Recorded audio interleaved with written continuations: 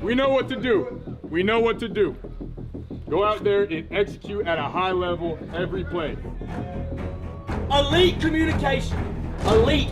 Pre-snap, post-snap, verbal, non-verbal. There's no excuses. There's no more my bad. You understand me? Not only are you not going to make an excuse, you're not going to allow anybody to make an excuse for you. Look to the brother next to you. Play for the guys next to you. Play for the guys before you. Either all in or all out. It's the first opportunity for this group in the swamp. It's a blessing, man. Yeah, man. You spend your entire life for moments like this. Let's make it special. How about them Gators? Good evening, good afternoon, ladies and gentlemen. Welcome back to another episode of High Top Sports. If you're not just blood pumping, running through your veins right now, baby, pinch yourself because you're not alive. Welcome back to the show, boys and girls. Happy Wednesday. Happy best day of the week. It's Hate Tennessee week, and we have a jam-packed show for you guys today because, of course, to my right, standing at 6'9", sweaty as all get out, Stephen Chad, ladies and gentlemen. Give it up for the big man. We're going to get to him. We're going to give it up for him a little bit later on. And, of course, coming in at 4'9", 250, benching up 375 15 times. Mr. David Swolerquist, ladies and gentlemen. Let's get it. Let's ride. Welcome back, boys and girls. We're going to get to Steve in just a minute because we got a special guest on representing the Tennessee Vols today, boys and girls. Happy to have you here. Good to see you. 156 in the chat already. Let's get it. Let's go. Mr. Swoler, how you feeling, big guy, for the big week? Woo! Florida, Tennessee week. And you know how they say in the Ville, you can't spell citrus without UT. Let's get it. Let's go. Oh, man, we already getting rowdy, baby. I love it. And already a super chat from Mr. Chris Sorley. Says Billy Ballsack is dragging them balls across them Vols this fall. Book it, boys. I love the energy already. Thank you for the love, man. Boys and girls, another super chat. Oh, my goodness, we're already fired up here, boys. It's $2 from Crawdad Watson. Says, you lot lizards are going down. Okay, a little hate in the chat. I love it. I love it.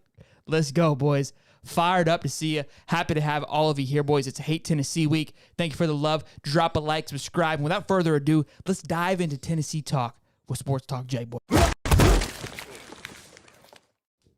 Oh, Sports Talk J from the Tennessee Vols. What's going on, man? Hey, man. Glad to be on the show. Should be fun. Did that hype video get you fired up? Big fan? No.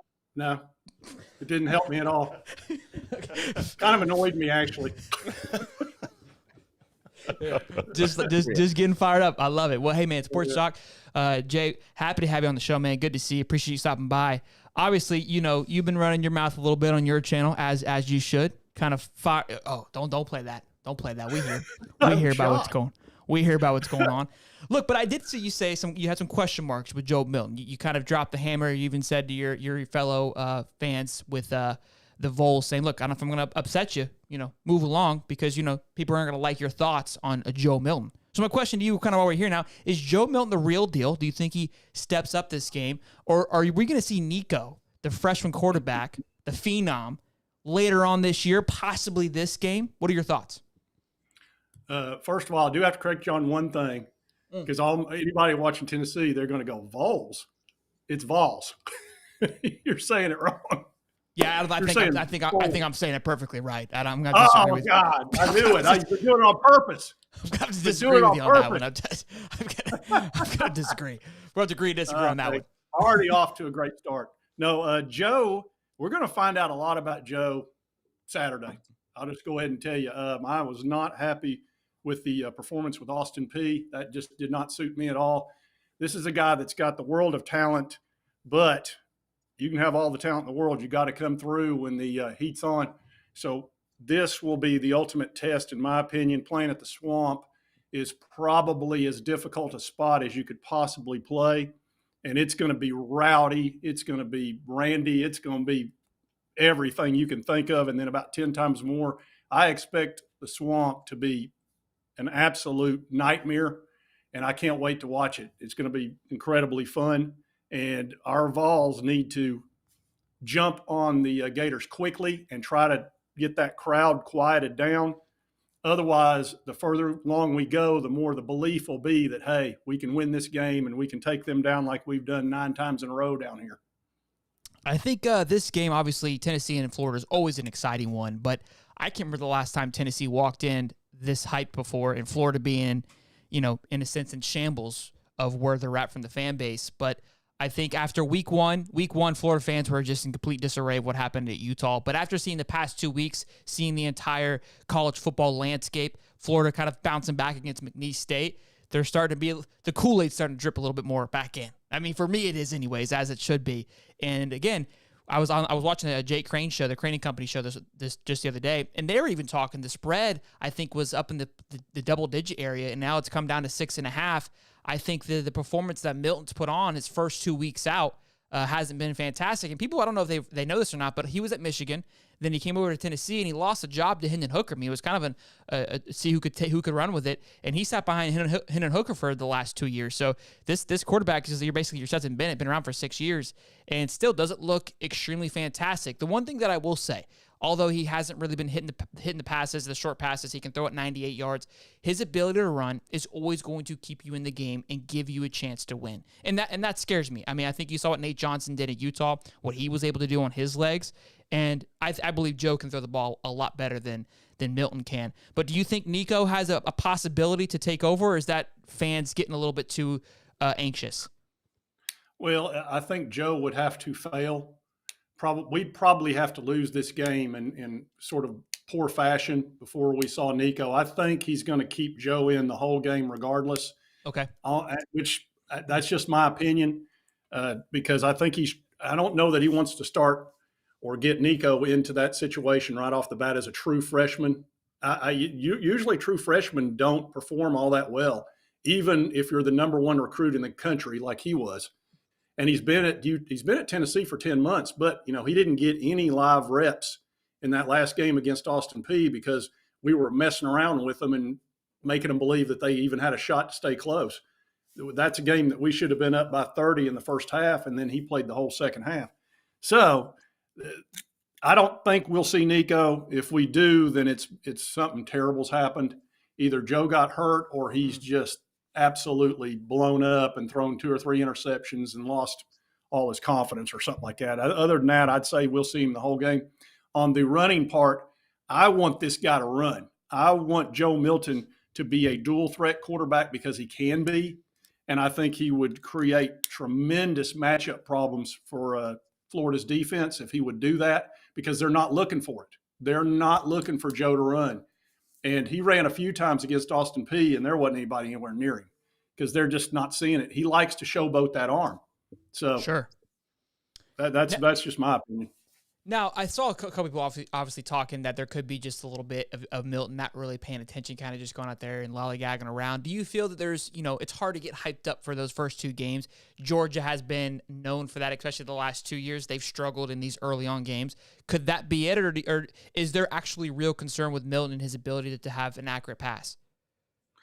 I think he took it seriously. I don't think it's that at all. I think I think he's having some accuracy issues when the lights are on, and this would be a huge game for him to play well. See, he went into the Clemson game and everybody was on the fence with him, and then he played well. He didn't kill it, but he was the player of the game, and so everybody was like, okay, I think he's going to be fine.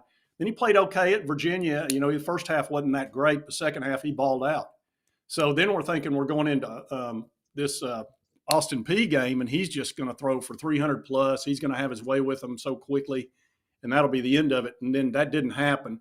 And then we went to the sideways passes just to get him rolling, and he hit about 11 straight of those. But those aren't really passes that require a tremendous amount of touch, and you don't have to lead the receivers and do all the things that being a quarterback's not easy. Sure, it's very difficult, especially with a lot of pressure on you. So.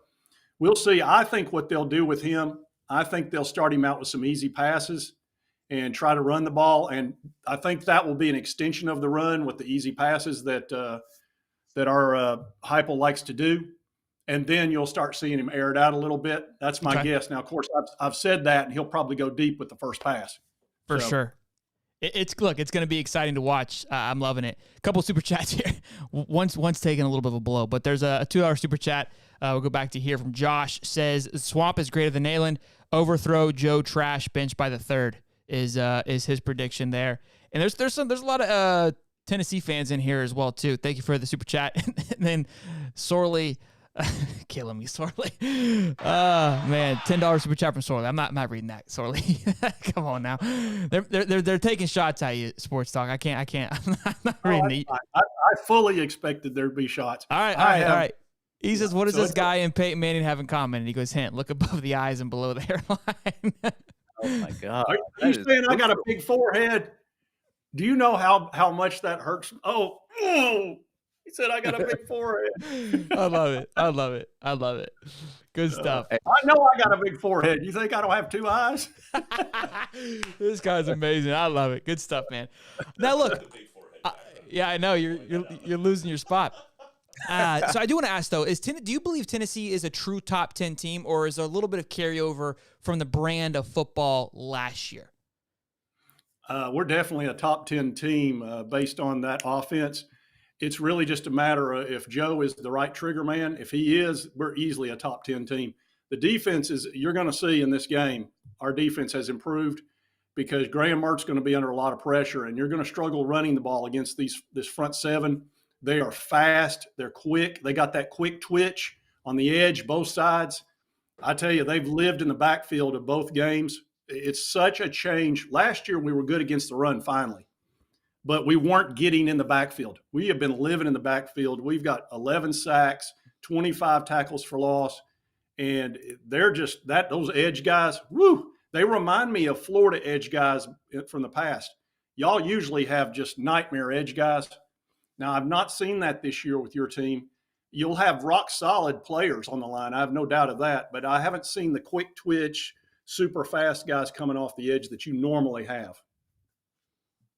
Yeah, and I think it's really interesting, too, that front seven gave Florida fits last year. I mean, they held Trevor Etienne to 35 rushing yards, Montrell to 17. Of course, Anthony Richardson shredded up the backfield, 453 passing, but they returned everybody on that front seven. I mean, you're minus a linebacker. I think it was that transfer from BYU. But as far as that goes, that is my main concern of this game is Tennessee's front seven and how they were able to stop the run last year. They're going to be returning that. Plus with, you look at that Utah game, some of the offensive line struggles. Of course, you get Kingsley walking back. That'll help bolster that offensive line a little bit. But that's what Florida wants to do. They want to run the ball and then beat you with the pass game, short pass game, and all that. And that is the main concern. But I will say this, though, when you go into this game, you look at it, Florida's defense has gotten leaps and bounds better than last year. I mean, they've only missed 9 tackles so far. Tennessee's missed 17. So I think if Florida can get to the second level somehow, they can take advantage of that. But you go into this game, and this is going to be probably, even with Joe Milton's struggles, probably the best offense that Florida's faced, and probably the best defense that Tennessee has faced too. So you've got both disadvantages and advantages at every level. And I think Florida's defensive line hasn't been too bad. Obviously didn't generate a lot of sacks, but they've been able to stop the run pretty well. They're only allowing 75 rushing yards per game. Tennessee's right there, though. They're only allowing like 80 or so, too. So, I mean, it's going to be one of those games where they're going to try to establish a run. One of those teams is going to try to do that. And I think whoever can establish the run, if that does happen, will probably win this football game. I think that's pretty reasonable. I like that. I would expect to keep an eye on our defense, James Pierce and Joshua Josephs. They're sophomores. They're the quick twitch guys that are incredible athletes. Those are the guys that will probably give you some fits on the edge. As far as you've got 2 great running backs, I think your running backs are fantastic. The offensive line, you've had to replace a bunch of guys, obviously, and that's been kind of a struggle. So that's where I think Tennessee will try to do their best. As far as passing, I think you'll have success passing the ball in those short intermediate routes. Your quarterback is pretty darn accurate, so I like him to hit. And our secondary is still not where it needs to be. It's much better than last year because we do have depth, but it's not. It's going to be our weakness on defense still. Now, I think they're an elite team. Don't get it wrong. I think there is a little bit of branding from last year carrying them into that top 10 early in the week. So, or this early on in the season, you expect that. Look, I think we'll know this weekend pretty quickly if they're a true top 10 team. I'm leaning again towards the side that they're not going to be. But look, that defensive line, and we're going to get into that a little bit later on once Sports Talk leaves us. We got some into the numbers dive with Mr. Swalderquist here, which, look, shows that defensive line is – your lines on both sides, honestly, have taken a step in the right direction and are elite. And, again, Jabari Small is having a hell of a season as well. Ranked second currently on PFF rankings for running backs of all of college football. So, got to give a huge shout-out to that offensive line and that elite talent at Austin Peavy as well. Putting it to you. Real quick, though, super chat from Between the Hedges says, for all the non-Gators and non-Tennessee fans in the chat, who are you for? Who do you hate less? Hedges says, let's go Gators. So drop down in the chats who you guys want. If you're not a Tennessee or Gator fan, Tennessee and Gator fans are having themselves a ball in the chat right now, and I love it. Over 350 in the chat, boys and girls. Make sure you guys smash the like button, subscribe. Happy to have all of you here. Sports Talk with Jay. Make sure you guys go check him out on YouTube as well. I appreciate him being on here. But before you go, Sports Talk, Jay, what are your final thoughts? Give me your predictions and what separates the Tennessee Vols from the Florida Gators, sir. Oh, boy, I tell you, to me, if Joe Milton plays well, I think we win the game. I think that's going to be the key. I think you guys, you're fine at quarterback. Thank goodness Anthony Richardson's not there anymore. My gosh. Yeah, that guy drove me nuts last year. He literally, I saw the Superman cape come out and saw him fly a couple of different times. So I'm glad that he's gone and gone to the NFL. And I know he was frustrating for you guys at times because of his arm, but as an opponent, he was horrible to deal with, absolutely horrible. So I'd much rather have the game manager to deal with because we may get beat. You know, I'm not sitting here saying guaranteeing any win or anything like that, but I'd much rather deal with a guy that's not going to take off on you. That dual threat that he possessed was ridiculous. But I think we're going to edge out this win. I did have us at 7 points. Now I'm at 3. And I would not be a bit shocked if Florida holds serve down there. They've done it 9 times in a row. It would not shock me. But we should win. But like I said, I feel like I know what Florida's going to do. I feel pretty comfortable with that. I don't know what we're going to do at offense. If Joe plays well, we'll score without too much trouble. If he doesn't, man, all bets are off because that crowd could get fired up. It could get rolling and you guys start believing, and that can get difficult, man. Home court advantage in the SEC is a big deal to me. I think it's significant, and it's 7 o'clock at night. It's not noon, and everybody there is going to be lit as they can possibly be and losing their minds. And I'm going to be and that can go one way or the other. Big if change. We jump on them early, they can get down. But, boy, if y'all get up, whoo, it is going to get rough. So last year I preached and I beat the drum all year last year that Tennessee was lightning in the bottle. And they kind of, answered that towards the end of the year, but Hendon Hooker went down, so I'll let it be. I said that they're the LSU, right? Have one really good year, but that's it. Then they're going to collapse. I still believe that. And Saturday, my prediction of a long-lasting year will hopefully eventually will also come true, and my lightning in the bottle prediction will set the tone. And I'm going to make sure I go through all the comments from the past year and get my apologies and accept my flowers because I've been preaching it. And look, going into the season, I still was beating the drum, although I was a little nervous of what Tennessee was going to bring. But after that Austin Peavy performance, and I know Austin Peavy is an elite football team, I felt a lot better about my comments that I've been making up until this point. But, Dave, before we let him go, what are your thoughts and how do you want to respond to his comments about this Florida-Tennessee game? Yeah, I mean, he's correct about the swamp and the atmosphere. It's one of the loudest stadiums that you'll ever go to in the SEC and probably even nationally with the Penn States and all that other stuff. But, I mean, you look at this game, and there's just so many advantages that Tennessee has over Florida and so many advantages Florida has over Tennessee. And that's why the spread is the way that it is right now, just basically based on how Joe Milton has been playing the past 2 games against inferior opponents. And then you got Florida without if the Utah game had went a lot better, I would think that the spread would be a lot lower. And I think that's what's sinking in Florida Gator fans' minds right now is that Utah game. Obviously, you went to McNeese, you handled business, you didn't struggle against them. That's what you're supposed to do against inferior opponents. But you go back, you look at that Utah game, and I think that is what's really, that's what really bugs me, I guess. And then looking at the Tennessee's front seven, and especially what they did last year, the returning everybody, that's a little bit scary, especially with the new offensive line. But I mean, these kind of games, especially at home, they could go.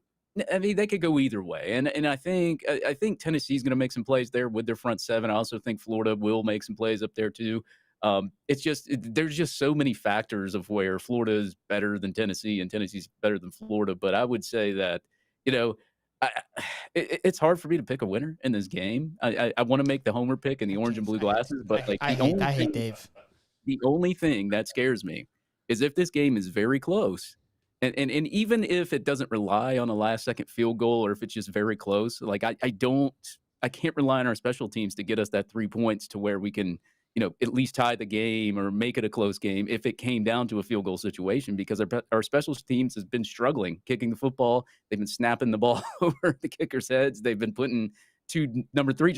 Thank God they fixed that last week against McNeese State. But I think that's where I think Tennessee has the smallest, slightest advantages there, special teams, and I know it's something really small to pick and really nitpicky to pick, but like that special team scares me, man. Like if it comes down to a close game, I don't know if I have confidence that they'll kick the game-winning field goal or a field goal to put them in the lead and then help them win the game. That's the only issue that I have. That's interesting. Yeah, I like our special teams pretty well. We've got a guy that you've probably seen oh gosh, I can't think of his name right now, but he returns the ball just incredible. D. Williams, I believe. Anyway, and our kicker looked pretty good. He was 3 for 3 in the last game, and he was good at Indiana. So I think we're okay at special teams. But like you just said, man, I'm telling you, in the swamp, this thing could go 5 different directions, and it could get. I tell you, there could not be more at stake in this game for so many people, including our starting quarterback and your head coach, because Billy Napier needs this win. He just does to get the boo birds off of him. Because I know y'all have lost some games in the last 4 or 5 that have got people down there not happy. So he needs this win, and it would be a good one for him. It would be a real good one for him. Our quarterback needs this win because Nico's back there, and people are getting a little frustrated and worried.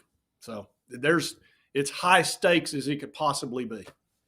Yeah, I think you're spot on there about just what's on the line, especially with Billy Napier and, like you said, Joe Milton. So I don't think if you would have told me week 1 after the Utah game, after that Thursday, that we were going to roll into week 3 with the uncertainty of what's going to happen, I would disagree with you. I think after week 1 of that Thursday night, I mean, people were kind of hanging their hats and saying Florida's done for, it's a wrap. And there is still your slew of people, Dave included, that are not high on this Florida Gator football team. And look, I'm all in. I get it. They know where I stand with this. I believe it. We got to play the football games. That's how it works. But I think what we've seen Tennessee produce, and look, Florida showed some light last week, is kind of brought everything back to reality. Like, this is why I play the games each week. Look, it's against McNeese State, so there's that caveat there, a little bit of an asterisk. The one pro is that you guys played Austin Peay and Virginia. Now that Virginia probably would have gotten beat by that Austin Peay team too. So let's kind of hold that. Let's hold that with a grain of salt there. Austin Peay? That's Peay, you mean? It's Peay and the Vols. I also think between both of these teams is they've rarely turned over the football. I mean, Florida had that one interception, but that was like more of a wide receiver drop that turned into an interception more than anything else. But like Tennessee and Florida have not turned the ball over a lot at all. Yeah, that Purcell, is it Purcell or Purcell? That guy's dangerous as crap. He is a problem, and we're going to struggle with him in the secondary. I see him catching 7 or 8 balls. I just do. He's got that. He's got special skills. He's got that. I know that. In him. That's what I would tell you. Yeah, he's good. He's a good player. We'll be watching him. Our guys will be focusing on him. I can assure you. You got focus on him. There's number 3 back there. There's 2 number 3s, depending on which player you're looking at that are dangerous. But we got over 300 people in the chat. Make sure you you guys, you drop a like, show some love. And Sports Talk with Jay, tell them where they can find you, where they can follow you, show you some love, man. Appreciate you coming on here, being a fantastic sport. I apologize to you in advance for this weekend, but go ahead and tell them where they can find you at, man. Just Sports Talk Jay on YouTube. I'm not big on Twitter and all that kind of stuff and Facebook. I just do YouTube, and I just have fun with it, and I talk some smack. I'll be the first to admit it, but I respect the Gators, but I don't like them. I do not like them, and they are my number one nemesis, and they always will be. And that has to do with Steve Spurrier, who I actually really like. I think he's hilarious, and I'd love to play golf with him. If I ever run into him on a golf course, I will be glad to buy his round and a 6-pack of beers. But he cost me 2 natties and a Heisman. So I'll never let that go. Whenever you break down our videos and all that, and you make fun of us, just remember, I just report the news. Oh, now. Well, sports I talk. don't think I make fun of you guys. What are you talking about? I don't make fun of you guys. No, not at all. No, not at all. I maybe just sometimes I'll take a little cheap shot every now and again. But I think you take a cheap shot and you kind of misdirect the video a little bit, but neither here nor there. Not all of us report the news accurately. I have been known to do that a little bit with yours. I have to admit. Yeah, you definitely spin it to your advantage. Yeah, I try to spin it a little bit to where it would help my narrative. I have to agree. Yeah, but it's y'all are actually probably my favorite channel outside of the Volunteers folks. So Same. I have spent more time watching it and making sure to have more fun with it. And it's probably has to do with Florida too. But y'all have got a great show. I see these people on ESPN. They paid that guy all that money. And I was like, man, I'd watch you guys. I would. I'm not just saying that. I would watch you guys because you've got your pro there. You've got your regular guy here in Shelton. Who's, everybody likes that, man. Everybody likes the regular guy. I love it. Hey, look, he's even got the look with the shirt showing off the arms, man. You could be on ESPN like that, making the $85 million. Trust me, they give me the call. I'm dropping these losers on a heartbeat. Look, guys, don't let them fool you. He's gonna hop off this show and go on his show and bash us. Don't let him. I've already done that. I've already had an interview with your coach Billy Napier, and he already made sure there are no threes on your team anymore. He got rid of all the threes. He even got rid of 33. He got rid of all of it. So I've already done that. Don't worry. Thank you for having the interview. Sports Jay, you've been an absolute blast, man. Again, over 400 people in here. Drop a like. Go show Sports Talk with Jay. Puts out some great content. Not always accurate content, but it's great content to say the least. That hurts. First the forehead comment, and now this. Hey, that wasn't me. That wasn't me. Hey, I'm okay. I've got a participation trophy over here. I got a toboggan to put on. I'll be fine. You'll be good. You'll be good. Well, Sports Talk with Jay, man, thank you again for hopping on here. You were an absolute blast. Love to have you on again for the Volunteers. If we win, I will come back on. What if you lose? Win, I will come back on. Oh, God. No, you can't have it. I want to do that. Hey, don't be a Miami fan. You can't have it one way and not the other. You gotta own it. I don't know. See, I never said I was fair. He said he's going to see my videos. I look like a fair person. That's true. I was just going to say. I was like, I've seen your videos. You kind of cut it and slice it how you want it. You like to keep being in control. I understand that. But I think you won. I think you won the fan base over. I think the Gator fans appreciate it. I would probably come on, but oh God, it would be so painful, guys. You just don't know. This is the game. This is the game of the year for me every year. It just is, and it's been very painful over the last 2 decades. And when we do finally win, which we've done, we did last year, that was joyous. I'm telling you, you don't know the relief in Knoxville. And then after that, Alabama. Are you kidding me? That's when we took the dadgum goalposts, marched them around the town, and then dumped them in the freaking river. That was pretty cool. I would hate to see where your hairline ends up after Saturday if you guys lose. I wouldn't want to. Yeah, you can say that because you got the Robert Redford hair under that stupid hat. Oh, I got it's easy for you to give a bunch of grief. Yeah, you're not. Yeah, see. Yeah, I got plenty of it. It's easy for you to give grief. Not all of us got those genetics, buddy. I got bushy eyebrows though. What I make up in hair, I make up in my eyebrows. So. Last year when they recovered that onside kick, were you just nervous as hell and said, just saying this is the most Tennessee thing I was ever? like, oh my God, this cannot happen. This cannot under any circumstances happen. And I swear, had we not gotten to that quarterback and messed up his throw, it would have been a Hail Mary touchdown, and the town would have collapsed. I'm telling you, don't even know. It would have it would have been the worst thing you've ever seen in your life. You think I'm kidding? I'm not. The entire town would have gone into depression. Is that your beeper going off? Sports talk? I was waiting for it too. My phone. That's my phone. I think you're paid for That's that. my. I it's think your probably page is going off. I volunteer think your wife's calling. You got to go. Well, I think I upset the town because I was sitting here talking about had y'all gotten that touchdown. It'd have been a nightmare. Yeah, then I'm not you're gonna put sit it here you're and put lie about into it. existence. You're put into existence.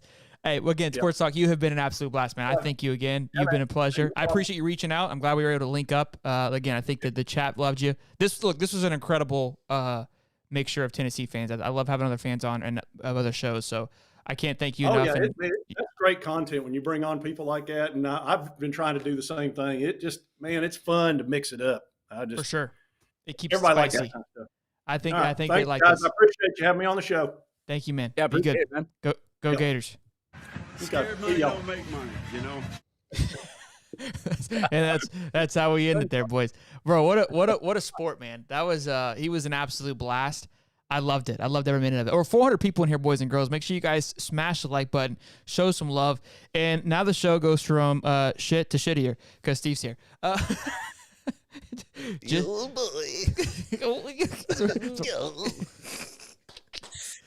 What's happening? What's happening here? Oh, what's ever happening on this place? Who knows? I love it. There goes.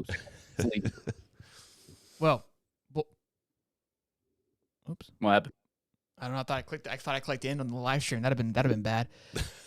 Boys, oh boys, oh boys. Happy to have you here. Happy to see all your beautiful faces. Let's have a great rest of the show. We still got a lot to go over. We're gonna break down the Tennessee-Florida game a little bit more from our perspective. We're gonna use some numbers, go over a few things. I wanted a sports talk with Jay to give his perspective. You know, kind of like what we did there. But then let's dive into things a little bit more.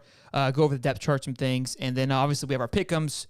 Tweets of the week, a lot of great stuff before we close down this show. So first order of business, I know usually I'm the fun guy, right? I'm the normal guy at Sports Talk with Jay just referred me to, but I did some digging. I did some homework here, boys. Okay, I'm trying to change the sleeves a little bit. And thank you, Dave. You're gonna enjoy this stuff. We got Gators by the numbers. Okay, I mean, come on, like you saw it. I saw it. So this is the top 100 players in PFF. So I kind of simplified it a little bit. None of them have, neither of us have one for the quarterback in top 100. I will say they're both in the top 120, and they're like three numbers away. I think 117 was Joe and 120 was Graham. I almost wanted to put that in there just because of how close they were. We let it go. Running back, we have Montreal. They have Jabari Small, who is, and I put the little asterisk with number 2 because he is the number 2 ranked running back out of top 100. Lineman is where this thing gets nasty, and that's what I was referring to in the show with Sports Talk with Jay. This is total offense and defense, mind you. So they have total of 8 players on both sides of the ball. I think it's split pretty. I think it's 4 and 4. It might be 5 and 3, 5 on the defense and 4 on the offense. But I want to say it's split pretty evenly, and that concerns me a little bit because look, even though we went up against Utah, these guys have had some easy competition, which has a little bit to do with it. But this is an elite line.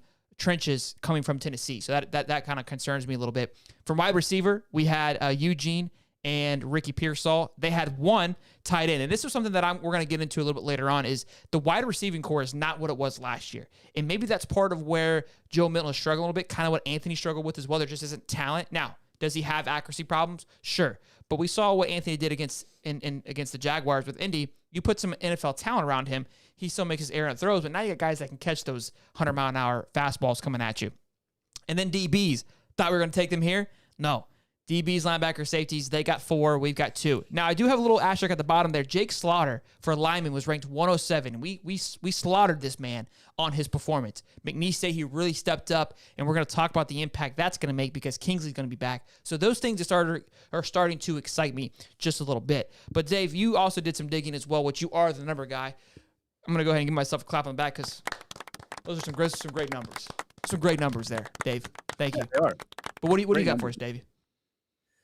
All right, man. He talked about Joe Milton a little bit too, and of course, I always like doing kind of team stats, giving my opinion about everything. And I'm going to start with Jalen Wright, man. I mean, this guy, 233 yards. He's averaged 9.3 yards per carry. Ouch, that's a lot. 5.44 yards after contact. 10 runs of 10 plus yards or more.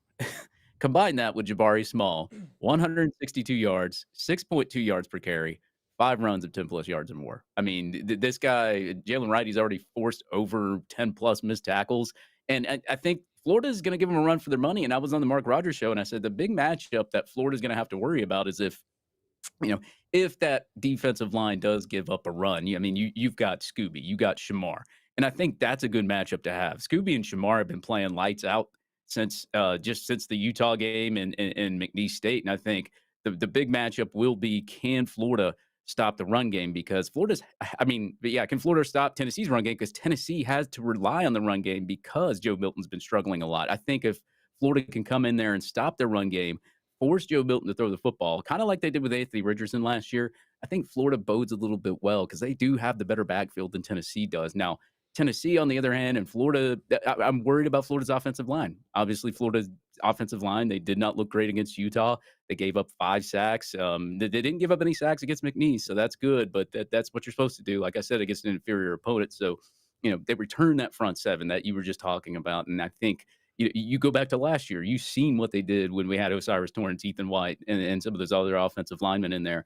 And this offensive line does not have Osiris Torrance, Ethan White, and those guys. So, you get Kingsley back, which is a good thing, but you've really got to, if you're going to try to run the football, if you can gash them up the middle somehow, some way, with the linebacker being out for Tennessee, that's going to bode well. But if you can't do that, you're going to have to scheme up some designed run plays. You're going to have to.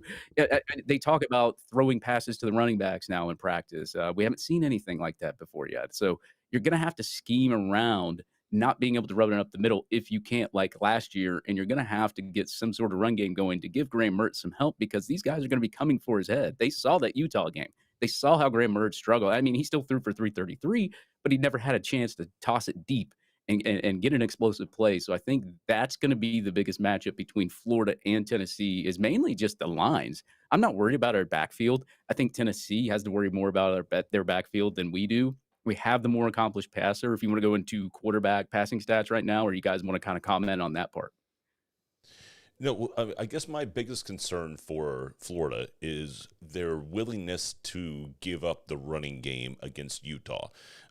In the traditional running game, not the RPOs and the things like that, but just the traditional running game where you're going to turn around and hand the ball off to what I believe are two of the best 1-2 punches at running back that are in college football. But it felt like Billy Napier didn't believe that they could run the football, and they could run it consecutively, and they could run it like successfully, right? You just didn't rely on it. 3rd and 2, you're still throwing the ball. If Florida can keep their running game going, if they can continue to turn around, hand the ball off, give it to one of, what is it, Trayon Webb, I think is your third guy. And then, but then you've got Montrell, right, and Etienne. But they just got away from it in the Utah game, and they didn't go back to it. They didn't trust it. We never had a chance. I mean, being down as much as we were, and look, that was a big complaint. But it was 7-3, 14-3. 21-3 very quickly. And you're spot on, because we look, in East State, they rushed for over 300 yards, the 3 of them. I mean, they just completely... They can do it when the game's in the right control. place. Yep. Right? But if the game gets away from them, and if Florida has to go one-dimensional, it's done. I don't think that Florida's good enough to be a one-dimensional football team and beat Tennessee. I think that's something... They're spot on with that, and... kind of referencing the Jaguars this past weekend, they looked a little sluggish against the Colts. However, they were able to pull out the W because they are the better team. They are an elite football team right now, and they found a way to win. In years past, they would have not been able to find a way to win. And yes, the Florida Gators, it concerns me because right now, again, it's a struggle for the identity. Their identity right now is to run the ball, but they have to be able to control it and be able to stay in their lane. If at any point that lane... stay committed to it. Yeah, you know what I mean? Like, just like, even if you're getting 1 yard, 3 yards, 2 yards in a cloud of dust, then just believe in it. Yeah. And if they have to deter from that game plan by any stretch, they're not a comeback catch up type. Now, they found themselves a lot last year in the catch up mode, But Anthony Richardson, I believe, gave them the ability to do that. I don't know if Graham can do that yet. We saw some shines in him against Utah that excited me. But what is he? Exactly what Sports Talk with Jay, which I've been preaching this entire time. He's Alex Smith. He is a game manager, which I don't mind. He can be Brock Purdy. That's fine. You put an elite defense around him, which I don't know if that Gator defense is starting to come into its own, right? You put Brock Purdy. You have a great running back duo, Christian McCaffrey. You can make things happen, but you have to keep the game under your control, and you have to basically It's got to be your game. Yes. It's got to be your game because Yep. as soon as you lose control of the game and now you're behind by 2 scores and you're getting away from your running game, we now lose our identity, you right? lose your identity. Yeah. And again, this is what goes back to what Judd was saying prior to the Utah game. If you don't know what you are, then you can't maximize on it. You can't be the best at it. Sure. And I think that's really kind of what this boils down to. Go ahead, Dave. I also think that, their line, like I said, one of their linebackers is out. They've missed a lot of tackles in the secondary. I think, like, if you cannot get to the secondary, we have not tried to test the edges at all in the run game. Like, go out to the edge, make their linebackers come after you. And I think that will bode a little bit well for Florida when they run the football if they can't get up the middle. Now you look at I was looking at Virginia's statistics the other day. They rushed for like 95 yards. Now, I don't know if they had their second or third string guys in there by the time of that Virginia game, but they rushed 95. If you don't count negative yardage from one of their quarterbacks, they rushed like 120 yards. And I mean, and still, like, you look That's at Austin Virginia. That's not Montrell Johnson, Trevor Etienne, and Trayon Webb. Right. Right. So maybe there is a weakness on that defensive line, or maybe they had found a way to run the football. And Florida obviously needs to look at the film and see how they did that. But obviously, like, they struggled last year doing it. So I would say that, more edge run. I mean, like, I would just love to see them test the edge, because when they get to the secondary, man, I mean, it's. Now, look, hold on. Real quick, let me go. To be fair, though, to your point about how Florida doesn't have the identity to come back and win the football game, Tennessee hasn't shown me that this year either. If they're down or if they're struggling a little bit, Joe Milton struggled. I mean, I mentioned this during we were watching the Virginia game, and we were watching the Virginia game together. I was like, my goodness, if Virginia could just figure out how to play football for 5 minutes, this could be a football game. But Milton and Tennessee were able to make mistakes and not have any repercussions of it. Florida made a couple of tremendous errors, and it backfired because they were playing a great team that capitalized on that. Tennessee has not played a great team that's been able to capitalize on their mistakes. And I'm not saying they're going to make the same mistakes again, but if we can be the team that capitalizes on it and limit our mistakes, I think both teams are in the same boat, and both teams right now are in a place of, what is your identity? Are you going to be an air raid attack like you were prior? Is Joe Milton going to figure it out? Because, and honestly, with an elite defense as well, because they're there, but their cornerback play, we're not quite sure yet. They've got great linebacker play and great safety play, but wide receivers are not what they were last year. So, look, I think there's a lot of questions unknown. And again, after week 1 on Thursday, nobody felt this way. This was not the feeling of the conversation in the room. Yeah. Yeah, I was going to go to quarterback stats here too. Through 2 games, obviously, I think Graham Mertz obviously has the better quarterback stats than Joe Milton so far. He's got a 72.6% completion rating. He's passed for 526. He's averaged 8.5 yards per passing attempt. He's thrown a pick, but we know how that pick went. 2 total passing touchdowns. Good time to throw, 2.48. Joe Milton, 2 games, 66.7% completion rating, pretty good. 424 yards, 6.7 yards per passing attempt, 4 touchdowns, 0 interceptions. His time to throw is just about around where Graham Mertz is. But here's the kicker here. Joe Milton on 0 to 9 yard passes, 109 yards, 10 to 19 yards, 33% completion rating, 55 yards. 20 plus yard passes, 22.2% completion rating, 61 yards. 200 of Joe Milton's 424 yards passing were behind the line of scrimmage. So there was a lot of yards after the catch, a lot of behind the line of scrimmage passes. So you take that away, not really impressive. Now you go to Graham Mertz, his stats are a little bit more spread out. 0 to 9 yard passes, 16 to 17, 94.1% completion rating, 118 yards. 10 to 19 yard passes, 60% completion rating, 117 yards. 20 plus yard passes, 4 for 9, 44.4% completion rating for 133 yards. 158 of his yards have been behind the line of scrimmage. So his yardage is more spread out, more than Joe Milton's is. And I think that's what shows that Graham Mertz has been able to capitalize on some of those, I guess, longer passes that Joe Milton really hasn't. And I think he's been the more accurate quarterback so far.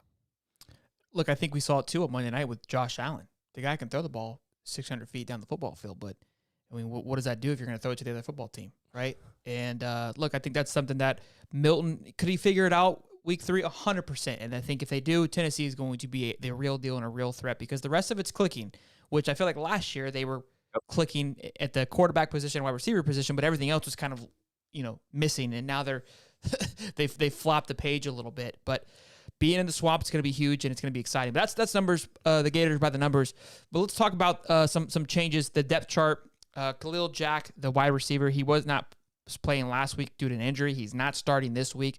But somebody who is big man in the center, boys and girls, Kingsley Ngakoue.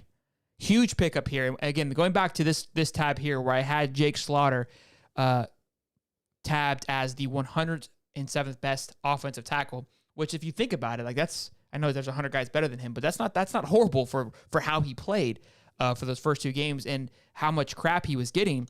Now he's going to be backing up Kingsley, which now all of a sudden you're feeling like, wow, this offensive line is really starting to come together. Damian George had a massive improvement in McNeese State. We talked about him in our show on Monday night, the improvement that he made. He went from like 50 on PFF to 70.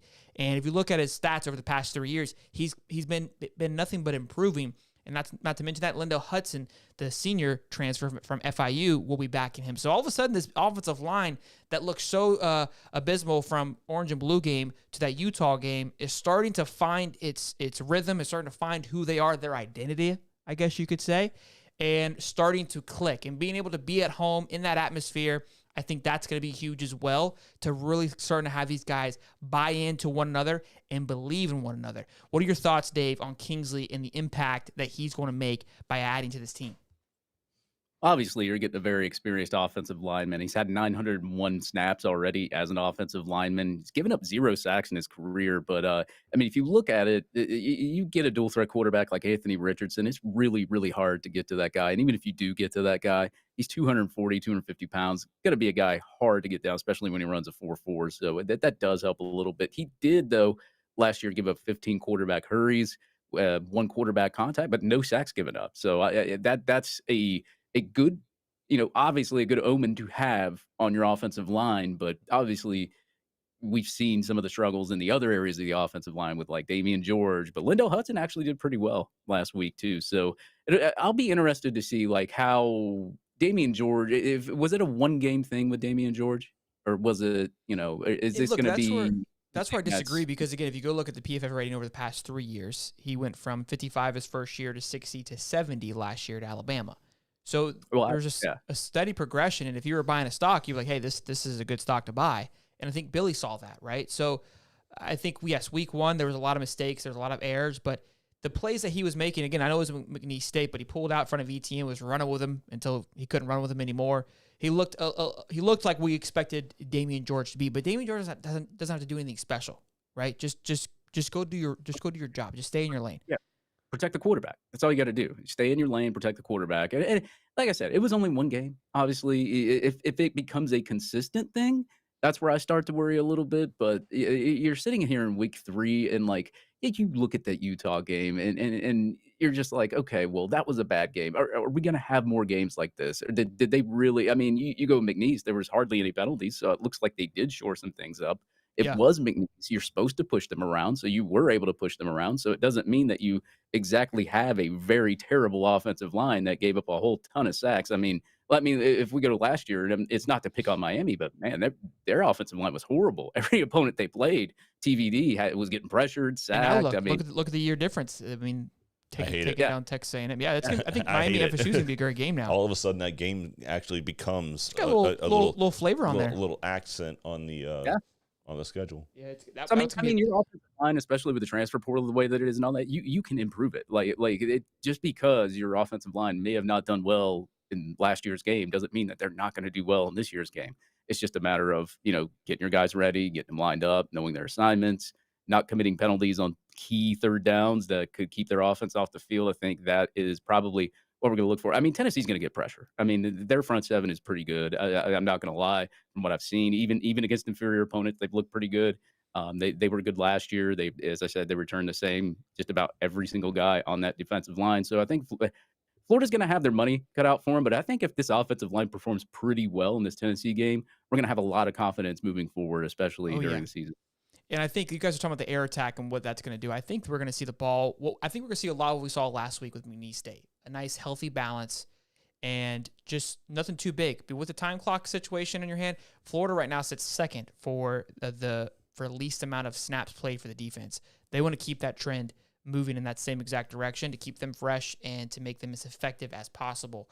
And the least amount of time you keep Milton on the field, the less ability he has to get hot, and you keep the boys' legs and Mertz hot. So excited to see that. Again, over 400 people in here. Make sure you guys drop a like. It's free. Helps us out. Let us know we're doing a good job. Much appreciated. John Wilcox with a super chat. Big dog. Says, how many returning starters did UF have for Utah? Do we have that data? Swatter?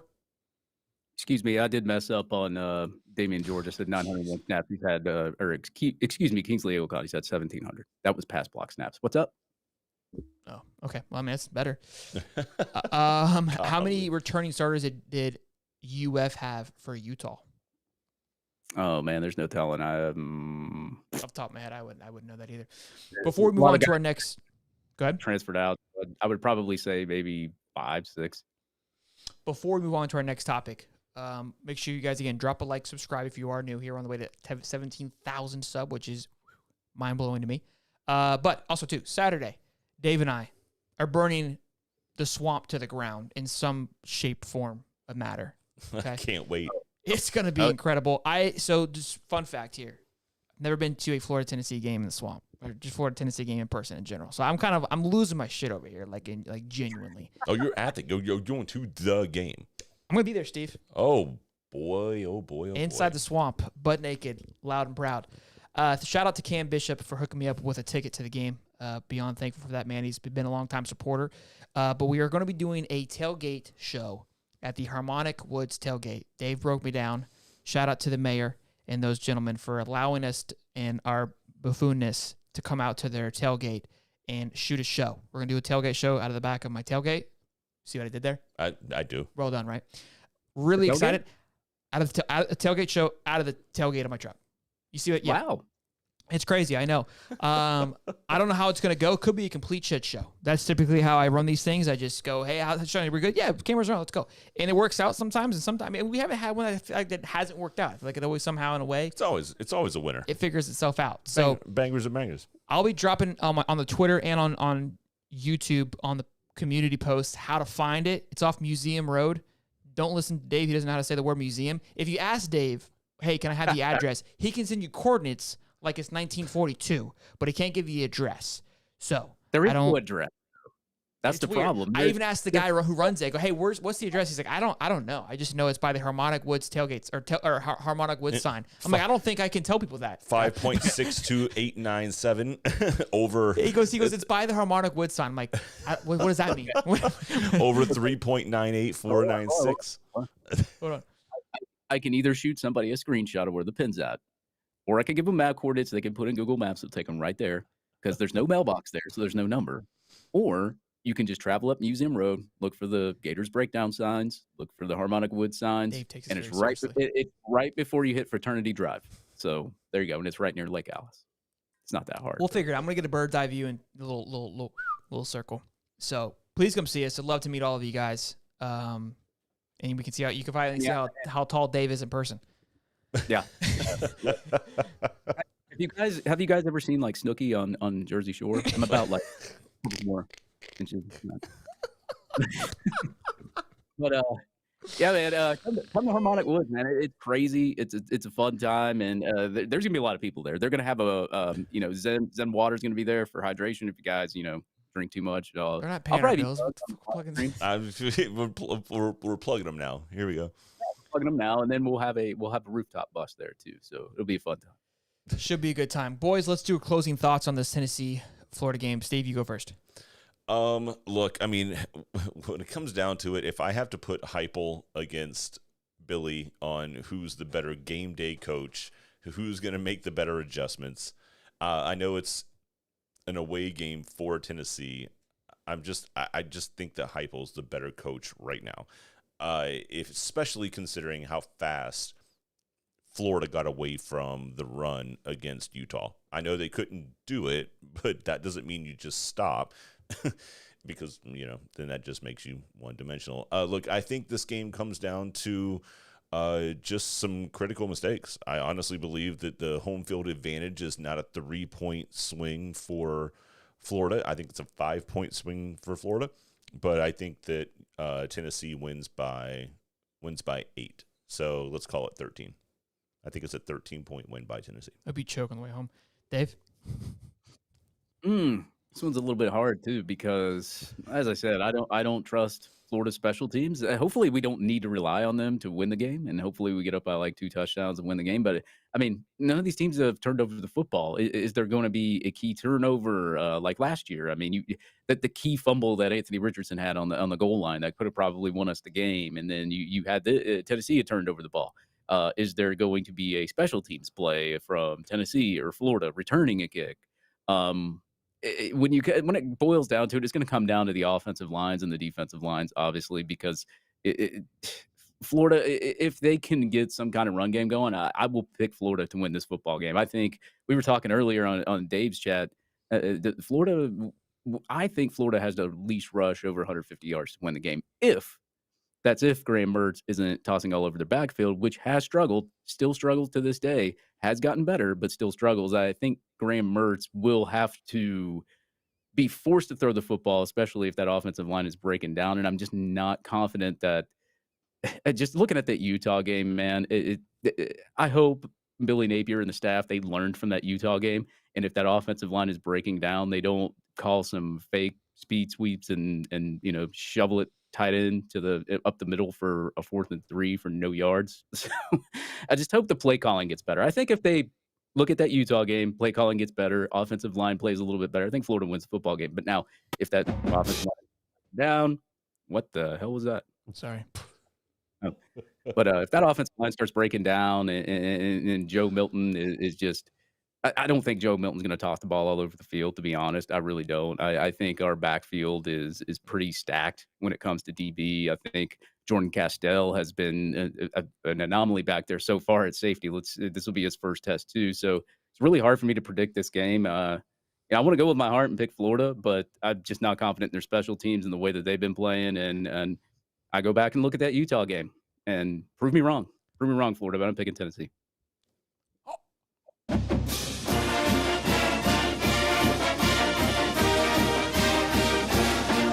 Boys, I got us. The only one here that believes. I'll see you in the swamp, boys and girls. Okay? Don't let Dave bring you down. Don't let QE bring you down. Okay, boys and girls? You know the drill. Graham Mertz, the boys, Billy Ballsack, Austin Armstrong, by a million. Oh, boy, here we go. All right, boys. Look, it's going to be a good game. It's gonna be a nail biter. The Gators have the ability to get this thing done. Austin Armstrong is gonna dial up a good one here. Okay, no more my bees, in the words of Austin Armstrong. Gotta execute, in the words of our our Lord and Savior Billy Napier. Okay, it's gonna be a hell of a football game. I'm gonna be there, which I think is going to be a huge factor that Florida has missed these last 2 games. Although they won last week. That. Yeah. It's gonna be a nail biter. I know this. It's gonna be exciting. It's gonna be electric. I think the running game is going to find itself. I think Graham Mertz is going to do exactly what we brought him here to do, and that is manage the football game, not make any mistakes. I think Joe Milton, he's been talking his talk, walking his walk. I can see it now. When Princely walked into Utah and said that little-ass stadium, then they used it against us. We've heard all offseason about Joe Milton, how he's undefeated in Florida. I see it now. I'm already picturing the tweets, right? Recapping like, I'm undefeated in Florida, then hits him with the losing score. You know what I mean? Like he created the meme himself a few months ago. It's already etched in history here of what's going to happen on Saturday, boys and girls. Okay. They're going into the swamp. We're talking 20 years. We're talking back in 2003. My little brothers weren't even born yet, boys. We're talking 20 years, okay? Imagine what Steve's forehead looking 20 years ago, okay? Oh, it's been 20 years. They've been watching film. They've been watching the history tapes of what this game means. It's going to be good. It's going to be great. Gators by 1 million. 28-14. We have a Put in the books. We have a celebrity pick that I told that I would throw in here tonight. Harlan wants to tell you. This is not a celebrity pick. It's a little Harlan wants you to know. No, it's a bitch ass pick. But Harlan continue. wants you to know it's 28-24, but he does think that you guys stay one hell competitive game. Who wins? Tennessee. Oh, That's not a horrible pick. Dave, Actually- you're the enemy at this point. You realize that, right? No, You're the bad Actually, guy. I have a celebrity pick too. I was talking to somebody earlier, and they said Harlan's full of shit, and Florida wins. 31. It's too great. Oh, this is incredible. He had a super chat, $2. Thank you, Harlan. I put it up there. I don't know what it says. It's probably stupid. I told him on the way here I'd give him a little shout. By the way, I got to be here for the boys. I cannot believe I'm sitting here on this podcast all by my only lonesome. This is unbelievable. Just remember, this is crazy. This is unbelievable. I'm very Muddy's good. in here. We got Muddy. The rule is like, I mean, you go into the game to you don't walk into this game thinking you're gonna lose. Like what? Just so you can come back here on next Wednesday and Dave and tell me that you were right. That you feel good about that. Like, let me ask you a question. So you pick Tennessee. The only win that you get is that you get to come back here on Wednesday and save face and say, "Yeah, I told you it was going to happen." You rather have that. You'd rather have that. Well, if then pick the wrong team and just have to wear it on your face next week. That's crazy to me. That's unbelievable. Well, if you were listening and not talking over me, I said I'm really good at jinxing teams. No, you can't do that. You can't jinx a team when you mention the jinx. It doesn't work like that. Oh boy, it doesn't work like that. Well, I'm gonna be sick. We have created a kavass. I'm gonna be sick. I'm gonna throw up. A kavass within the fan base. All right, boys and girls.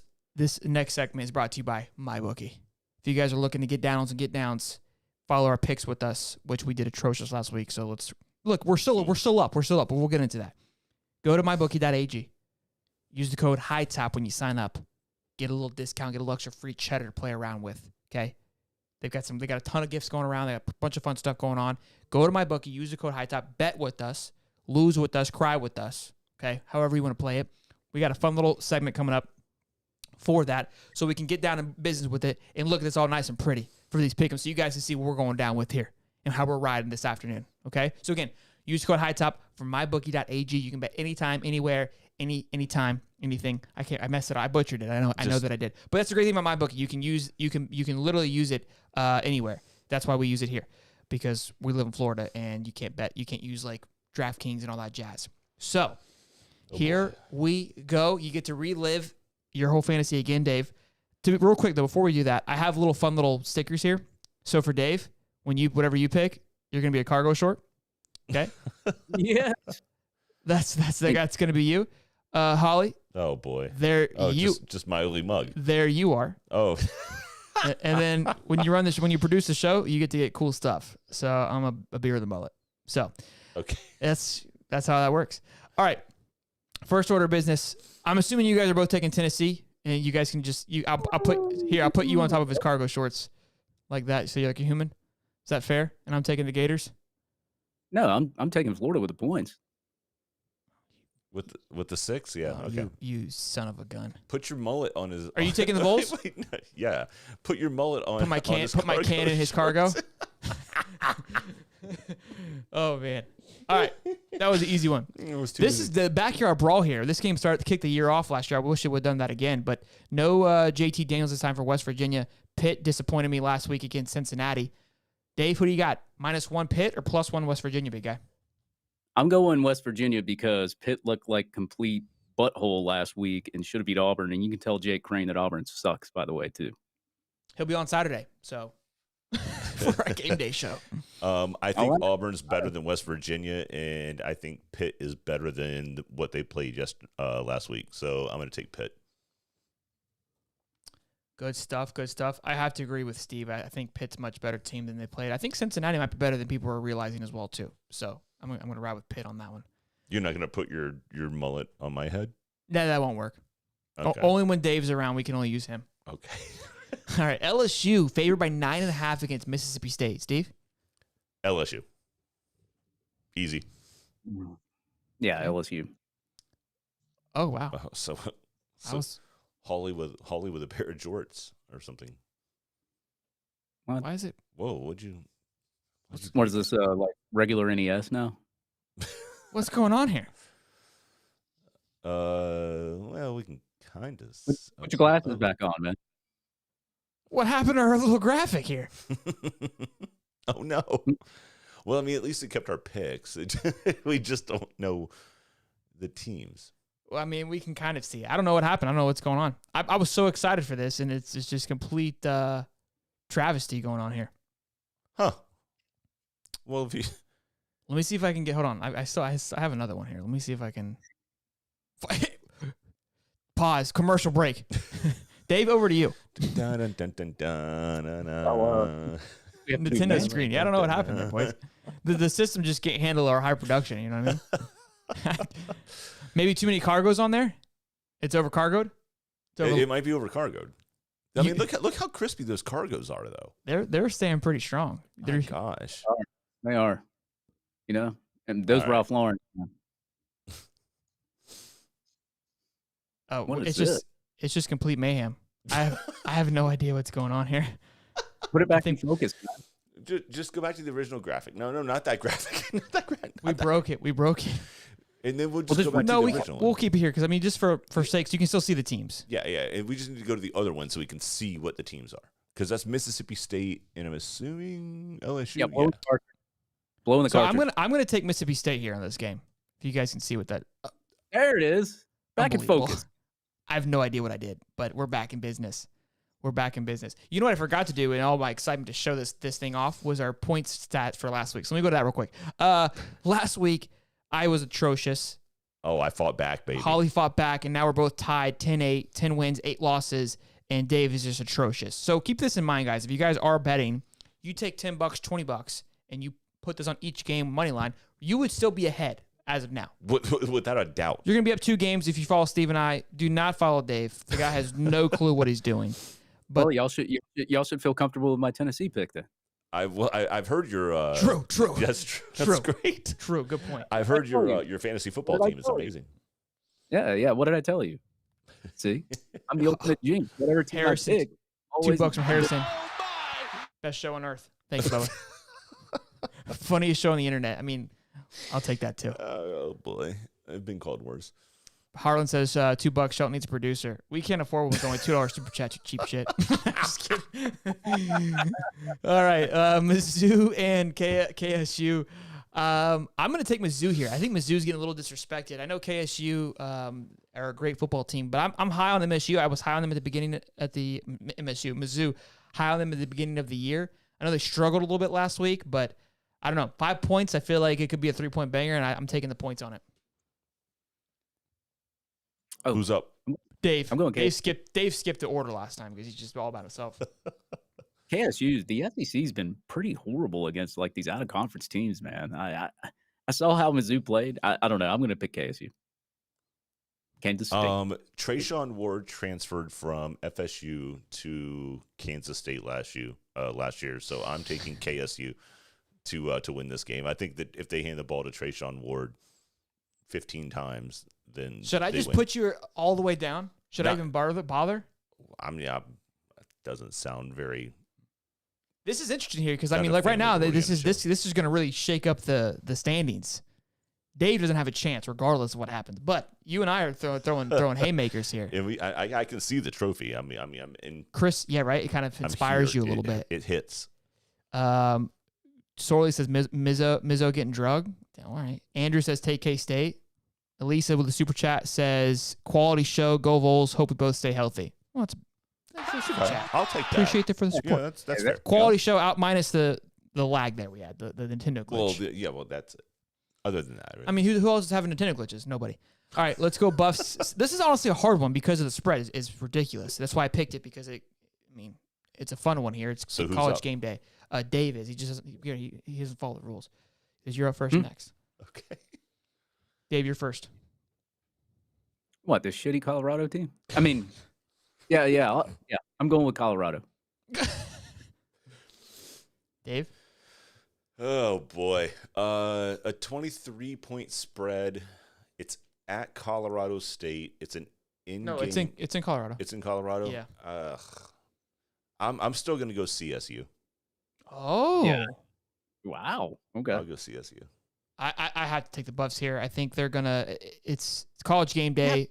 They're like hyping it up like it's this big rivalry. I know it's a rivalry, but I don't feel like it's a rivalry because it's like. big But one. I guess when you're both irrelevant for so long, maybe it is exciting for them. College game day's going to that game? Yeah. Over Florida, Tennessee. Yeah. Wild. I might end the show right now. Wild. Like that is ridiculous to me on a college football platform. Like, how are you not going to be at the Florida Tennessee game? The Colorado USC game should be college game. That game is going to be in Colorado. The amount of just superstar elite status people that are going to be there. Jerry Rice, he's wide receiver for USC. Yeah. Shiloh Sanders guarding him. It's going to be like an Ohio State Buckeyes game on steroids. So just go to that game. I don't make the rules. I get that. That's why if you guys don't want to go watch that, you guys can come watch our college game day show this Saturday live at 9:30 a.m. where we're going to have Jake Crane from Crane & Company represent Auburn. We've got JJ Kitchen representing Pittsburgh, and our boy Ty Hayes representing Alabama. Hell of a show last week. We had Jason on from College Football Hall of Fame. Incredible show. Steve was on. He filled in. It was a hell of a show. It's a blast. 9:30 wakes you up bright and early, and you can still watch the end of game college game day, the important stuff. But come on here, hang out with us. It's our new show that we're rocking and rolling with. I love it. I know a lot of people who watched it. There's a lot of great feedback. So, UNC against Minnesota, 7.5. UNC's favorite. Steve, you're first. I'm gonna go UNC. I think Drake May has That dog in him. that. Yeah, he's just that damn good. I don't think that Minnesota's a bad team. I just think that Drake May is just that damn good. Trying to figure it's out me. why college It's me. game I day was like. a guaranteed blowout. So Minnesota played hella defense. You're gonna have to go around that way. Go around that way. Hella defense against Nebraska, but we saw what Nebraska was against Colorado. I've got to agree with Steve. I think 7.5 is. I think if it was like 10 maybe point game, a little more. Wife's bringing coffee, but I got to go with UNC as well. Yeah, I'm good. Yeah, I'll go UNC too. And Minnesota, they have one heck of a defense, and they play good defense. But I like Drake May. I'm going UNC. Yeah, I'm big fan. Big fan. All right, TCU then Houston. This is actually a really interesting game. I like the Cougars here. I like Cougars, and I like the Cougars in this predicament as well. Love Cougars, like these Cougars. I don't know. I'm just not a believer in TCU at the moment. I think that quarterback play is atrocious. And I know the Tigers, I think Houston, I think they lost last week, I think. But I don't know. Yeah, they lost to Rice in overtime. Atrocious loss. And they barely beat UTSA was a great football team last year. That's what kind of excites me. But TCU. Rice has JT Daniels, and Rice gave Texas some fits. So Rice isn't some like sleep on team. I think they bounce back against TCU. And it's at home. You think Houston bounces back? You think Yes. you're taking Houston? All Yes. Right. I'm going to take TCU. I think TCU showed now neither team in the Colorado game wanted to play defense, but I think that TCU still has talent. I'm going to go with TCU to win that football game. Yeah, God, they're giving Houston 7.5 though too. Yeah, I'll go TCU. Hell of a nail biter here with this layout. Take a look at that layout again. Drop a like, guys. Over 350 people in here. Show some love. Let's get boogity. We're gonna do tweets of the week. Let me see if I can pull up the depth chart really quick, so we can just look at that because we did not actually go over it in detail. Let me see. I'm trying to find it here. I just hope that Tennessee person keeps talking crap in the chat. I just jinxed your team. Just let you know. TJ left. You guys are getting mad about TJ left, and I understand your frustration, but he's been around for a while. He's not a troll. He's a dickhead, but I mean, he's like a Daniel. He's like a Daniel Riviera. So Yeah, he was here for a minute last year during the big week. Yeah. He hangs around. I know it's annoying, but it is what it is. All right, so let's take a look. I'm just gonna zoom in here. We're gonna cover our faces up because I can't see this thing. So Eugene Wilson, Caleb Douglas, Ricky Pearsall, all the same stuff. Austin Barber getting the nod again. Then Richie at left guard, but center there you see Jake Slaughter, Kingsley, backed up by Najee, right guard. And then again, that right tackle position with Damian George and Lindell Hudson, which I'm loving that right tackle position a lot more. So love seeing those additions. And for, again, wide receiver, where is Jack even? Oh, so Khalil Jackson, I mean, completely just fell from the grace of God after that. Start being a starter week 1. He is right back down to beneath Jaquavion Frazier's. And again, that Jaquavion Frazier's, man, I thought he was going to have a big year last year. Really is, getting beat up by these young guys. A. Mazzell getting that second slot behind Eugene Wilson. Hopefully we'll see him a few times. Saw him a little bit last week, got a catch and a couple yards. We'll love to see him really pop off, though. Dave, any thoughts? Pretty much the depth chart pretty much is the same from last week. So, I mean, not really many thoughts, but and I hope special teams plays pretty special because they haven't been special in a while. So, Sure. All right, boys. The last segment of the week, Tweets of the Week, is sponsored to you by and brought to you by Manscaped. Swolder, over to you, big guy. September is here, and I'm going to take a second to talk about self-care. When it comes to making an impression, proper grooming is essential to looking and feeling your best when you walk into a room. That's why the sponsors of today's show, Manscaped, are committing to helping men around the world walk and talk with some swagger this season with the best grooming tools on the market. Join the 9 million men worldwide who trust Manscaped and enjoy this offer, 20% off plus free shipping with the code HIGHTOP20 at manscaped.com. Don't neglect your beautiful self and get right this summer with Manscaped.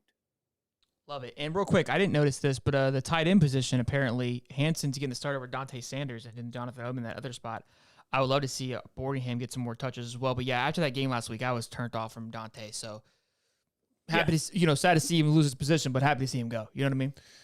Jonathan Odom, I'll never forget the Florida State game. It just felt like that. There were like 19 Jonathan Odoms on the field. Every time you turned around, that was like the only pass that Anthony Richardson could complete in the second half. He's been getting fed too. My gosh, it was, and then he's just swifty quick with the football. Like he just gets the ball. He knows how to move straight lines. He doesn't dance around. He's a big boy. He'll put his shoulder down.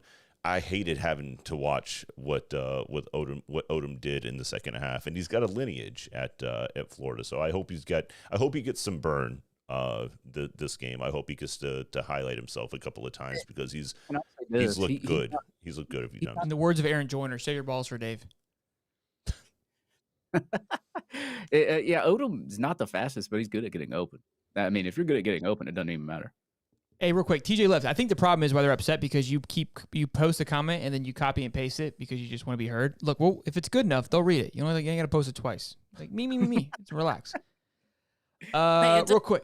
So two tweets of the week. First of order, Kyle at All Auburn says sources telling me that Peyton Thorne, the quarterback that transferred in from a Big Ten school out of Michigan State to Auburn, which now people are all picking Auburn to win the SEC West, is going to throw for 300 tonight. And then the stats popped out, and that is the exact opposite of what happened. He went 9 for 14 for 94 yards, 2 touchdowns, and interceptions against the elite California defense. Now, didn't Jake say that they were going to win like 9 games? He picked 8. And look, when I actually looked at it, because, again, the teams like California, he thinks they're going to be one of the two Mississippis, so Mississippi State or Ole Miss. I think they get clapped by both Mississippis now after seeing both teams play. But their out-of-conference schedule is a complete cupcake. So there's like basically 4 easy wins, and then they have like a Vandy, and then he thinks they pull off a big win, but he got them 8-4. He just said Oral Miss. Oral Roberts? Oral Miss? He called him Oral Miss. And he made or Ole Miss. Ole Miss. I was going to say, like, wow, that's impressive. Like, have you been sitting on that gold for a minute? Yeah, no, I can't speak properly. That's Ole too Miss. Good stuff there. I hope For the they tweets of the week. Next up, Pat McAfee. This is brutal. I don't condone this. This hurts. Pat McAfee said, I think this is going to be the best Aaron Rodgers we've seen in a long time. 4 snaps later, Achilles goes bye-bye. Bro, like, that is the worst thing for football. Like, I don't care who you are, Jets fan, not Jets fan. Like, this sucks. I was so excited to see how this was going to play out. The Jets being good is good for football. It's fun. Jets fans are obnoxiously entertaining. And I hate to see how this is going to. Zach Wilson is not taking you to the Holy Land. I don't care that they won on Monday night. He is not. He'll the take answer. you to Cougar Land. He looked. Everyone's like, oh, he looked, because he did during the spring training and the Hard Knocks and preseason. He looked good, looked confident because he knew he didn't have to start. Bro, Buddy came into that game when Aaron Rodgers went down. It looked like he's seen a ghost. He again. Yeah. Isn't he the one that said I see? No, that was Darnold. Sam Darnold. Oh, okay. There's a lot of them going around out there. A lot of ghosts. Yeah, a lot of ghost floaters. Josh Allen saw some ghosts too the other night. Look, I'll say this about Aaron Rodgers. I mean, he's got the same kind of facial. Don't compare yourself to Rodgers. Yeah, well, I mean, we got the same going on, God. and so look, the Achilles is. You're gonna the blow worst an thing. Achilles here? Yeah, no, well, I could. The Achilles is the worst thing because that is just a nasty injury, and the healing time takes forever. I'd rather have like reconstructive, like surgery on my knee than have to wait for that thick ass tendon to heal itself up. And he's 45, so I don't know what this means for this guy. He'll be back. What else? Yeah, I guess I suppose.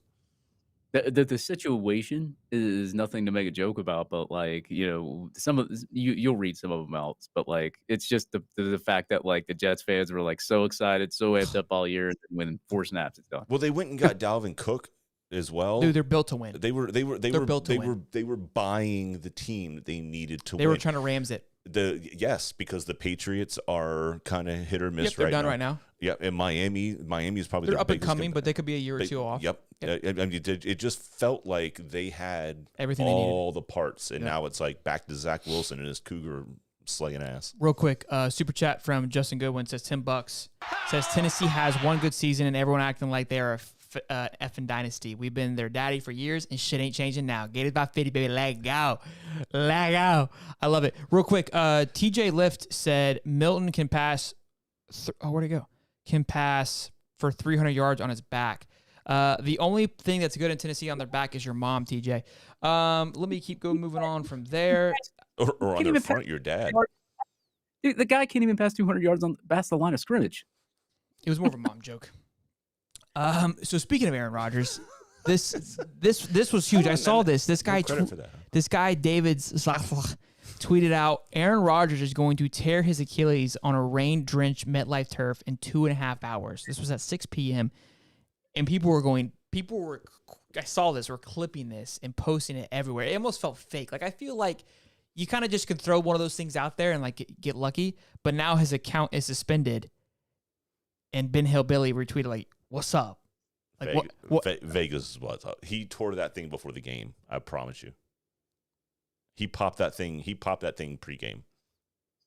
And he trotted out there and was like, "I'm trying to get this done." What was it? 4 snaps in?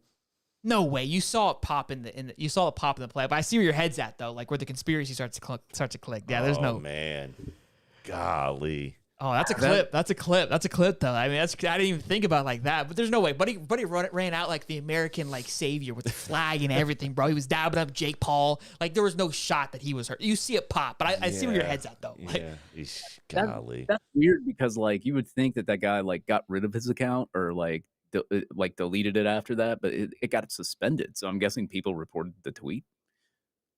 Had to have. They were upset. Rightfully so.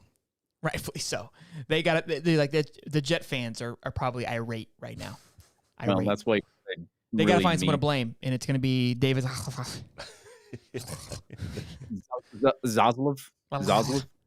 You're pronouncing Soderquist wrong. Guys, we're not done. We have a ton of tweets this week, so don't go anywhere. We got some videos to show you. So obviously Mel Tucker has been fired / suspended for sexual harassment charges. I have not watched this, so hopefully we don't get canceled. Because I don't know what Dave's doing here. It looks like we're in trouble. So it says Mel Tucker on these phone calls. And here we go.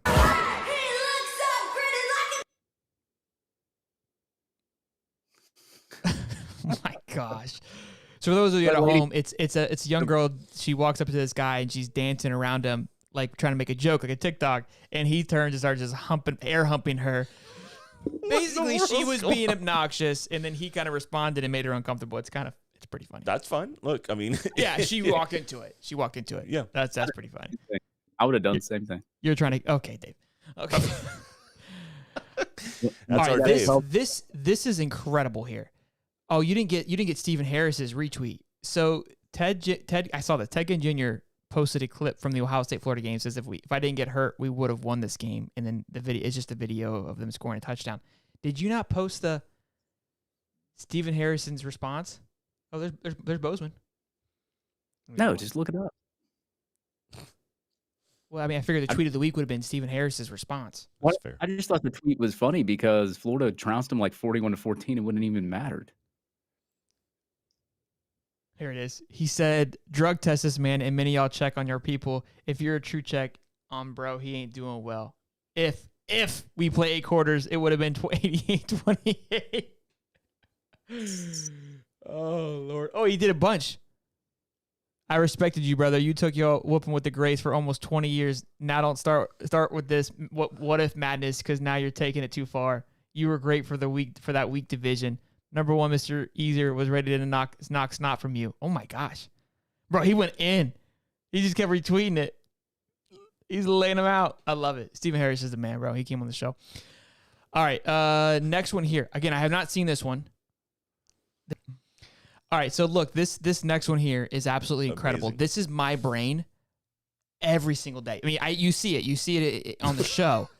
Did you see this? I have not yet, Oh, but I it's can already look at the douchebag and say it's absolutely you. That was good. Thanks. I deserve that. I deserve that. This was Steve like 20 years ago, but now he's washed up. That's why he's mad. But that was still good. All right, so this is absolutely incredible here. I love it because I'll just let it play and I'll shut up. I think, our level of communication up front and the backs, and, really everyone just being on the same page, because we know these guys are going to come a lot. I mean, there's but I mean, we have to be on key with our hots. We got to be on key with our He couldn't quit. so, damn it. I was not expecting that, but yeah, we'll be. Oh, man.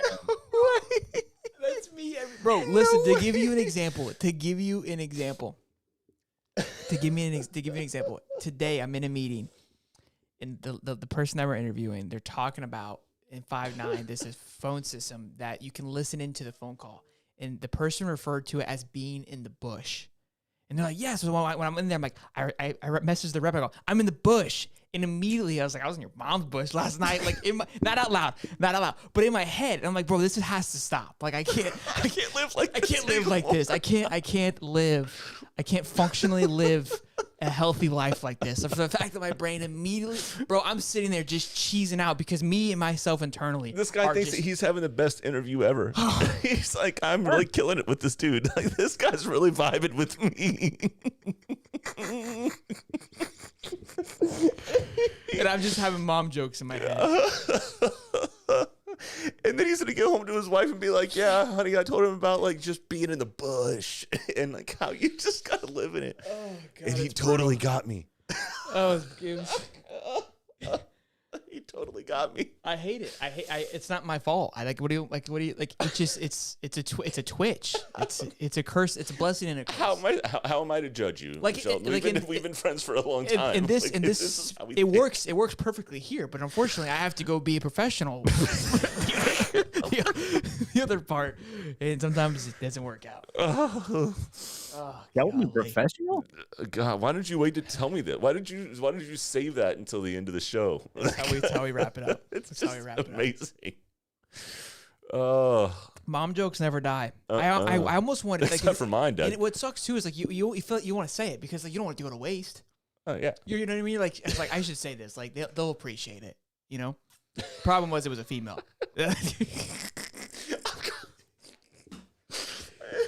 Even worse. Bro, it's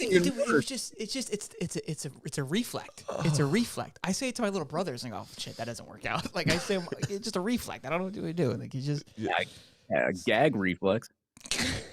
I quit. I quit this place. This show is a disaster. I don't understand how people watch this. How did we do this? And appreciate this. Like, this is unbelievable. I'm sweating. Me too. I thought it was just my shiny forehead. Yeah, I'm sweating. It's really not. It actually is sweat. Check us out Saturday. You'll have more of that at the tailgate. So, Heart rate alert. Seriously. Woosah. Real quick, little recap. Hold on. Let's close out with a little banger here. I made a little hype video. I don't know if you guys saw it yet. I don't know if you haven't seen it. I have not. It's a banger. yeah, Holly really needs to watch this. Sink it in. Have you seen it? No. I'm not talking to you. Oh. I know you haven't seen it. You just told me you haven't seen it. Have you seen it, Dave? I have not seen you. That hype video. Yes. I thought you said you made a hype video. I made this. Oh, you made that. Oh, Yeah. well, I didn't know that. So It's got our brand at the Piece bottom. of shit.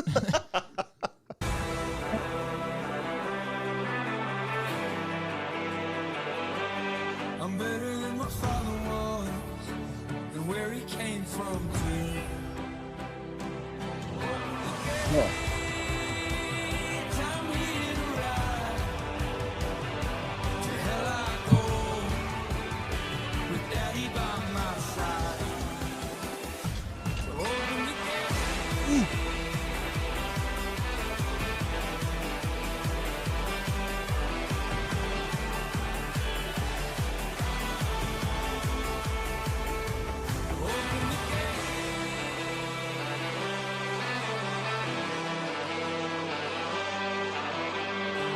See you motherfuckers in the swamp on Saturday, baby. Let's fucking go.